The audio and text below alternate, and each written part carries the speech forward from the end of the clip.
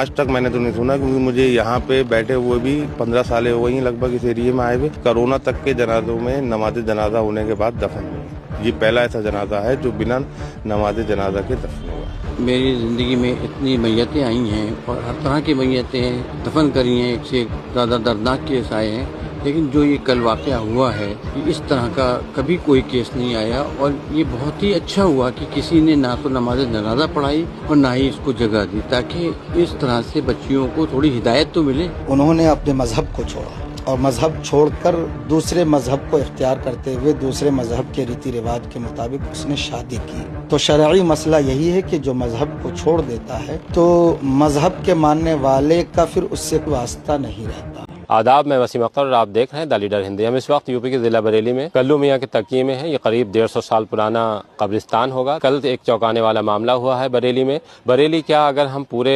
मुसलमानों की बात करें तो मुसलमानों में शायद ही ये जो मेरे पीछे आप कब्र देख रहे हैं ये पहली कब्र होगी जिसका नमाज जनाजा नहीं हुआ है। इसे नमाज जनाजा के बगैर दफन किया गया है। एक लड़की थी जिसने अपनी मर्जी से एक दूसरे संप्रदाय के लड़के के साथ शादी की। उसके बाद उसकी अचानक मौत हो जाती है। मौत होने के बाद उसके घर वाले उसकी बॉडी को अपने घर ले आते हैं, यानी उसकी बॉडी मायके में आ जाती है। इस मामले को लेकर मोहल्ले के लोगों ने एतराज़ जताया, क्योंकि ये दूसरे संप्रदाय के लड़के के साथ चली गई थी। ये लड़की मुस्लिम थी, लेकिन चूंकि दूसरे संप्रदाय के साथ चली गई थी, इस वजह से मोहल्ले वालों के एतराज़ के बाद ये मामला तूल पकड़ता गया। और जो वहाँ पास में मस्जिद है लड़की घर के बराबर में, जो वहाँ के इमाम हैं, नमाज जनाजा पढ़ाने से इनकार कर दिया। और जो पलंग मस्जिद से जनाजा ले जाने के लिए लेकर आया गया था उसको भी वापस बुलवा लिया गया था। तब ये मामला दरगाह आला हज़रत पर पहुँचा। मरकज़ी दारुल इफ्ता से इस मसले पर राय ली गई।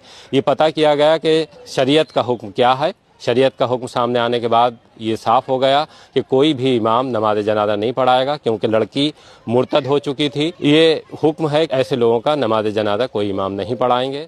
मेरी ज़िंदगी में इतनी मैयतें आई हैं और हर तरह की मैयतें दफन करी हैं, एक से एक ज़्यादा दर्दनाक केस आए हैं, लेकिन जो ये कल वाक़या हुआ है इस तरह का कभी कोई केस नहीं आया। और ये बहुत ही अच्छा हुआ कि किसी ने ना तो नमाज जनाजा पढ़ाई और ना ही इसको जगह दी, ताकि इस तरह से बच्चियों को थोड़ी हिदायत तो मिले कि हमने जो गलत करा उसका अंजाम गलत है, दुनिया भी गलत है और आखिरत भी गलत है। उन्होंने अपने मजहब को छोड़ा। तो शरई मसला यही है कि जो मजहब को छोड़ देता है तो मजहब के मानने वाले का फिर उससे कोई वास्ता नहीं रहता।